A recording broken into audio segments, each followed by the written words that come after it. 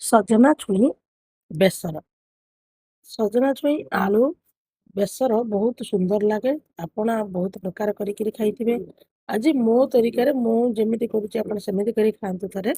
ଦେଖିବେ ନିଶ୍ଚୟ ବହୁତ ଭଲ ଲାଗିବ। ସଜନା ଛୁଇଁକି ପ୍ରଥମେ କାଟିଦେବେ। ଆଉ ଟିକେ ହଳଦୀ ଗୁଣ୍ଡ ତାକୁ ପକେଇଦେବେ।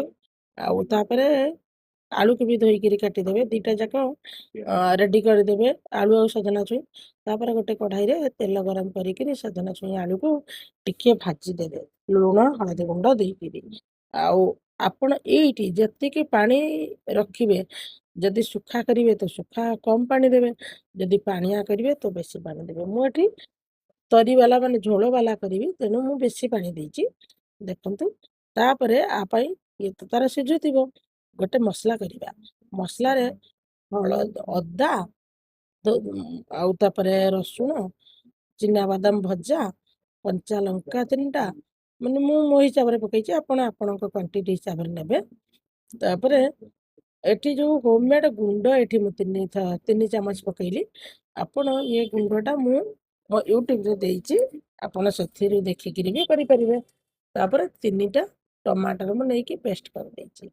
ତାପରେ ଫାଇନାଲି ଆଉ ଗୋଟେ କଢ଼ାଇରେ ତେଲ ଗରମ କରି, ତେଲ ଗରମ ହେଇଗଲା ପରେ ପିଆଜ ମାନେ ପଞ୍ଚ ଫୁଟଣ ପକେଇବେ। ତାପରେ ପିଆଜ ପକେଇକିରି ପିଆଜଟାକୁ ପୁରା ବ୍ରାଉନ୍ କଲର୍ ହବା ଯାଏ ଭାଜିବେ।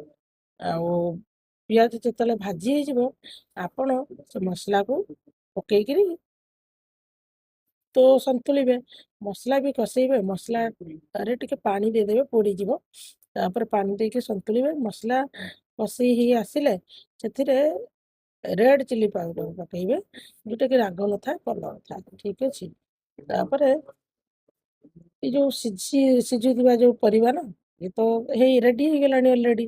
ତାପରେ ଏଇ ଯୋଉ କଷା ମସଲାରେ ଏ ସବଜିକି ପୁରା ଢାଳି ଦେବେ।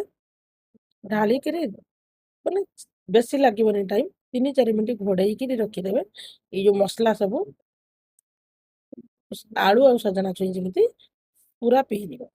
ଠିକ ଅଛି। ତାପରେ କଣ କରିବେ, କାଢିକି ଦେଖିବେ ତରକାରୀ ତ ରେଡି। ଆପଣ ସେଥିରେ ଗୋଟିଏ ଚାମଚ ଘିଅ ପକେଇକିରି ଘୋଡେଇ ଦେବେ। 3-4 ମିନିଟ୍ ପରେ ରେଡି ହେଇଗଲା ଜୁସି ଜୁସି ସଜନା ଛୁଇଁ ତରକାରୀ। ଆପଣ ଯଦି ନୂଆ ଦେଖୁଥିବେ ମୋ ଚ୍ୟାନେଲକୁ ଫଲୋ କରିବାକୁ ବିଲକୁଲ ଭୁଲିବେନି। ଯଦି ୟୁଟ୍ୟୁବରେ ଦେଖୁଥିବେ ସବସ୍କ୍ରାଇବ କରିବାକୁ ବିଲକୁଲ ଭୁଲିବେନି। ଜୟ ଜଗନ୍ନାଥ।